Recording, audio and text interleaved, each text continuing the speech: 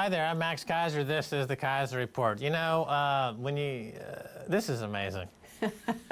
Stacy.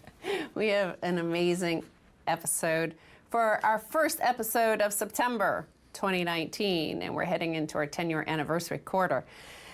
You know, so the Amazon is on fire, but not very many people are talking about the fact that Angola and the Congo are also on fire. We also saw in the past week or so, the past week, that we saw Trump, President of the United States, has denied reports that he wants to blow up hurricanes with nuclear weapons in order to avoid these hurricanes hitting the U.S. The DNC has said they don't want to debate climate change, and the age of climate treaties is over because, of course, at the G7, Trump refused to participate in that. So this is the landscape of our headlines coming up. Oh, right. Well, you know, what can you say? The temperatures are rising, sea levels are rising. There's a few ways to play it if you want to make money on the apocalypse. Of course, there's a couple of great trades on the table. But without a doubt, this is, as we've said, the last generation. So the Keiser Report 10-year anniversary, or a quarter, is heading into what we call the last generation, which will probably, anyone who's 30 or under probably won't have a sustainable biosphere on planet Earth in which to live. We'll never know until it happens, but in the meantime, what we have noticed is, as you mentioned, the temperatures are rising faster than they expected. And basically you have two greenhouse gases, two primary ones, carbon dioxide, and when we emit that, that lasts for hundreds of years in the atmosphere. Methane, or methane as they might say in the United Kingdom, is another one, and that we most associate with cow farts, right? And the mass production of livestock, this is, they say, the cause of methane increase. Well, in fact, a new study from Cornell University shows that it is Obama and Hillary Clinton, who they were pushing fracking, it is actually fracking which is causing that, because there's a signature of fracking of natural gas carbon versus animal fart carbon. And with animals, and when they emit methane, that's carbon-12. With fracked gas, it's carbon-13. As methane concentrations increase in the Earth's atmosphere, chemical fingerprints point to a probable source: shale, oil, and gas, according to a new Cornell University research published on the 14th of August in Biogeosciences, a journal of the European Geosciences Union. So Cornell has found that, in fact, the increase, there's been a huge surge that scientists have noticed since 2008. Methane in the atmosphere had been decreasing from about 2000 to 2008, and then it surges through 2014. So the great environmental, social justice warrior, virtue signaling Obama, well, apparently he was very proud. That was one of the last things he ever said. He was very proud of how much natural gas and oil the U.S. is producing based on all this fracking. Right, so when it comes to Obama or Hillary Clinton, it's a case of he who smelt it dealt it. Or you could summarize Obama's presidency very simply as, pull my finger. Once again, I guess on top of the 2008 financial crisis and the situation where the creditors were allowed to get bailed out instead of the debtors, first time in recorded history that's ever happened, he's now responsible for the fracking apocalypse. Thanks, Obama. To any outsider looking at the cable news and, you know, partisanship, two teams, it often leads to this sort of crazy, right? That, you know, from the outside, you could see that Obama is, well, much better spoken than Trump. Trump talks like a thug from Queens. I'm from Queens too. You know, they talk like thugs there, and he talks like that from somebody from New York in the 70s, right? That's what he talks like. And everybody then screeches at him. Everybody screeches about the horrible stuff he's doing on the U.S. border with Mexico. But time and time again, for example, the photos they keep on using is like, oops, that's Obama error. So they hide that, and then they try to find a new one. So there's not much difference. It's just only the difference in basically delivery. So the fact that this carbon 13 signature exists means that since the use of high-volume hydraulic fracturing, commonly called fracking, shale gas has increased in its share of global natural gas production and has released more methane into the atmosphere, according to the paper's author, Robert Howarth, the David R. Atkinson Professor of Ecology and Environmental Biology at Cornell University in the U.S. This recent increase in methane since 2008 is massive, is globally significant, is contributed to some of the increase in global warming we've seen, and shale gas is a major player. But it dissipates very quickly. So he's saying, like, if we just stopped it, like, our temperatures would noticeably decline because there would be less immediate, this would be an immediate thing. Yeah. Whereas, like, all these climate change treaties are talking about carbon dioxide, where it's like the inertia that, anything we do, if we completely stopped all global manufacturing of every single thing and stop cars and planes today,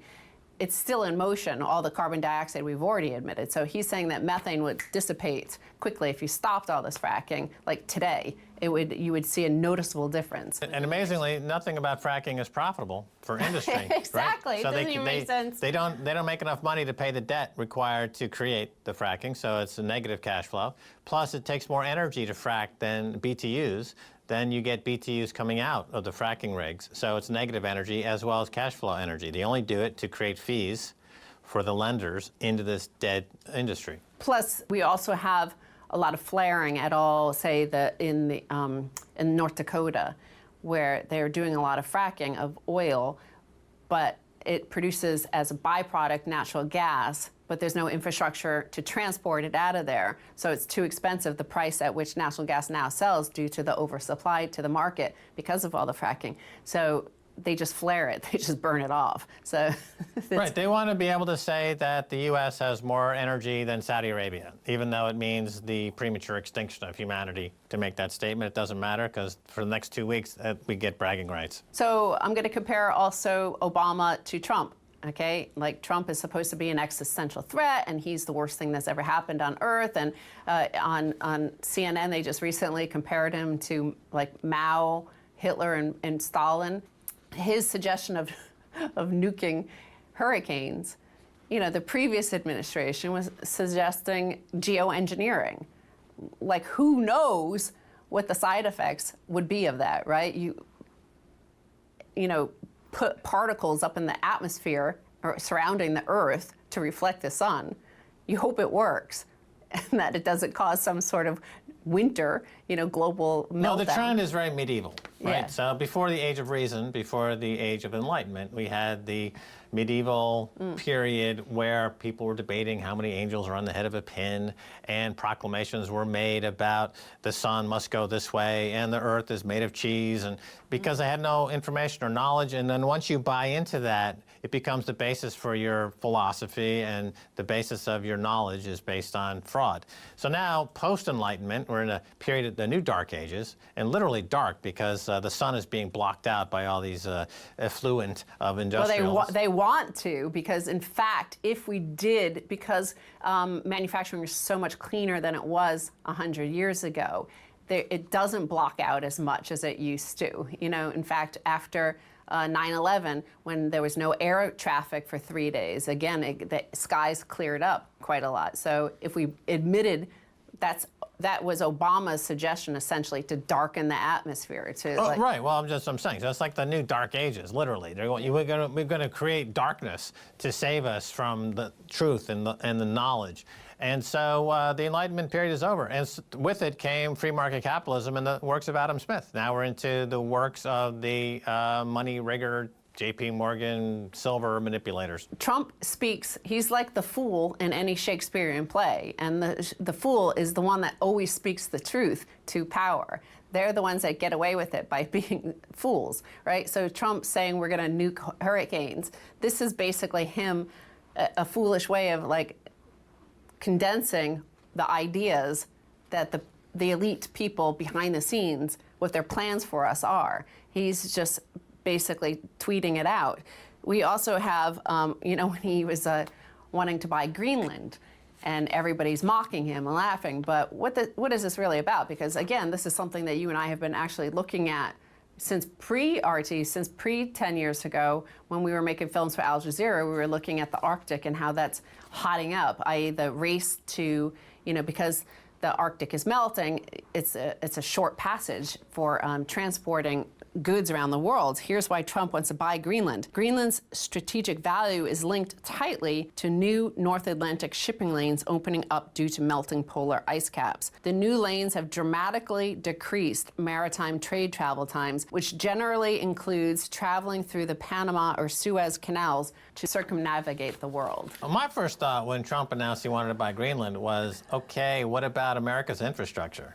Like, hey, dude, we got roads and bridges collapsing right here in the USA. Maybe you should, pull back your ambition a little bit. He's only verbalizing for us what the elites are saying. The elite don't give anything. They don't care about the deplorables living in this country, right? They don't care about that. They've already plundered this nation. What they want to do is plunder the Arctic because they're angry that we only have Alaska bordering the Arctic, and that doesn't give us as many rights as Canada and Russia have to the Arctic. So, when I was doing the research for our Al Jazeera film, what I had found was U.S. military assessments. This is from the Pentagon, and they note the rapidly declining ice in the Northwest Passage. And what they wanted Canada to understand was that the U.S. has equal rights to their Northwest Passage. Can't Colin Powell go to the UN and wave around a vial of talcum powder and claim that Denmark is hiding weapons of mass destruction in Greenland? He might do that. He might just put a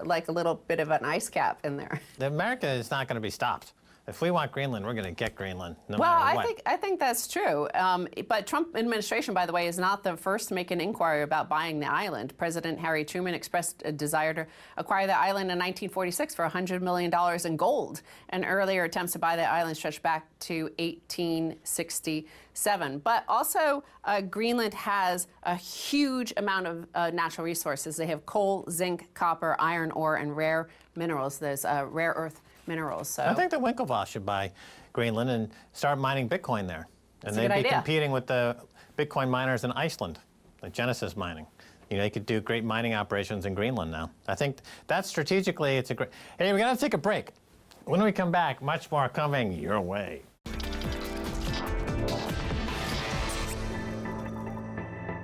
Welcome back to the Keiser Report. I'm Max Keiser. Time now to go to independent journalist JP Sottile of NewsVandal.com. JP, welcome back. Good to be with you again, Max. All right, so JP, you wrote recently in a piece titled, "If you can't stand the heat, get out of the empire." The U.S. military is suffering the consequences of its main policy objectives of securing oil reserves and oil shipping lanes around the world. Elaborate. Well, I think what's interesting about U.S. empire is that it's basically been a protection racket for the hydrocarbon industry, right? Ever since 1945, when FDR cut a deal with King Saud, we will have a protectorate over you. You will deliver oil to the West. It has grown exponentially over the course of the decades. And one of the fascinating things about this oily empire is that oil is not just a justification for empire, but climate change is also becoming a justification for empire. And the irony being that all of the burning of oil has led to climate change. Climate change is leading to things like the melting of the Arctic, where the United States wants to expand its military presence, and also to an emerging climate refugee problem, which the Pentagon is planning on, because what does the Pentagon want to do? Keep the climate refugees out and try and figure out a way to manage the massive destabilization that's going to come from climate change. So basically, climate change is becoming a rationale for empire, which is funny because empire was one of the causes of climate change. I guess looking back at previous empires, this is a different case, right? Because previous empires, they were not into terraforming. Right? The British Empire did not permanently alter the climate of planet Earth, right, or the Portuguese or the Spanish before them, or the Dutch. So this empire, because of their relationship with the Saudi kingdom and the use of hydrocarbon in the growth of the global economy, and it is caused climate change and terraforming. And so now there's a interesting idiosyncratic relationship where the empire is being reinforced by the fact that the empire is collapsing. So the more the empire collapses, the more the empire is needed, JP. It becomes a justification for more empire. And Mike Pompeo was at the Arctic Council These are Arctic nations, Finland, Canada, Russia get together. They talk about Norway. They talk about what the future of the Arctic. And when Pompeo came out of the council, instead of decrying climate change, what was happening with the loss of ice, he said this opens up great opportunities for waterways and for exploration of oil and gas resources in the Arctic. So not only is the Arctic melting because of climate, we're going to try and get more hydrocarbons to burn to increase the melting. And of course, the Pentagon is now trying to budget up for the competition, the scramble for the Arctic. So the Arctic becomes another zone of imperial competition, which the United States is really, what else does the United States have at this point in terms of its international prestige and power? It's not doing Belt and Road like China. It's basically trying to maintain a massive 800 base strong empire around the world. To contrast it with previous empires, there was always a notion of securing treasure and territory. And when the empire collapsed, they would lose territory, they would lose treasure. And it was pretty obvious because you did the accounting on a global basis, and you'd say, the Spanish Empire just lost all their treasure or all their territory, it's over. But here, the American empire is really based more on this concept of too big to fail. Whether it's zombie banks, zombie corporations, or zombie climate policies. The climate policies are killing us, but as you're explaining here, it's a too big to fail situation. The cash flow that we get from this broken system keeps the empire going. It's an empire of negative cash flow. It's negative, like fracking. It takes more money to frack than you make fracking. It takes more energy to frack than you get out from the other side of fracking. So we're just basically chasing down this incredible imperial rabbit hole, JP. There are two things there. I'd love to talk about military Keynesianism, because one aspect of why this system continues to work is because many thousands of Americans are employed directly in the defense industry or in the ancillary businesses that go around the defense industry. The F-35, one of the great boondoggles in human history, it is too big to fail. And one of the reasons why is that its production has been spread across numerous congressional districts. So you have numerous senators and members of Congress who need to sustain the F-35. Why? Because military Keynesianism is pouring money into the hands of their constituents who are helping to sustain the economy. So it's not just corporations that are benefiting, defense corporations and oil corporations. They're actually American workers who are dependent upon this military Keynesian cycle. The other side on oil, you mentioned fracking. Oil needs to be around $50 a barrel.